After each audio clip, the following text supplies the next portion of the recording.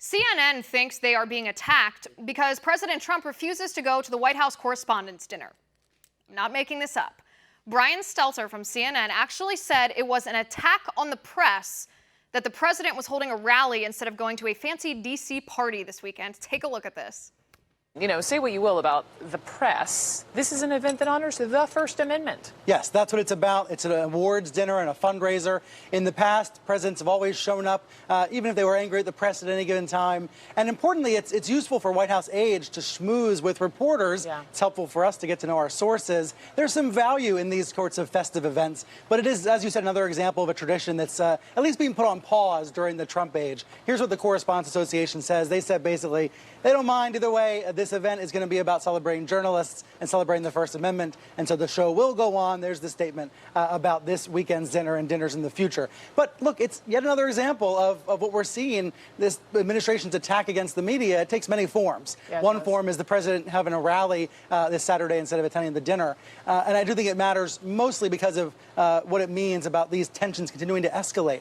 It makes you wonder, you know, there's been all this talk in the Mueller report about the president making orders and then being ignored. Yesterday, he told Caitlin Collins, nobody disobeys my orders. Right. And then what happens today? An order not to attend the dinner this weekend. Makes you wonder if that's...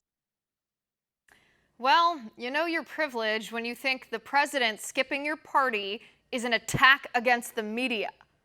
Aren't we lucky to live in a nation where the press is not imprisoned, killed, hurt, or stifled for exercising our First Amendment right?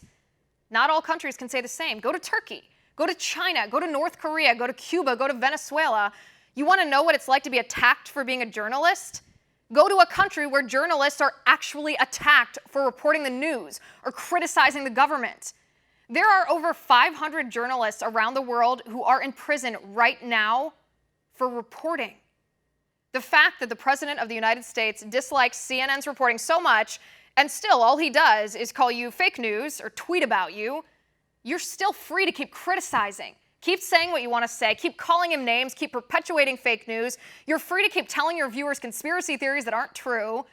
Dear God, aren't you lucky to live in a nation where you can exercise your First Amendment rights without fear of real government retaliation or real attacks, without fearing for your life or your freedom or your family or your livelihood or your safety?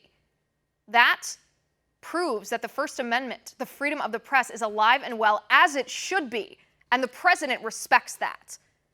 And for that freedom of the press, we should all be thankful.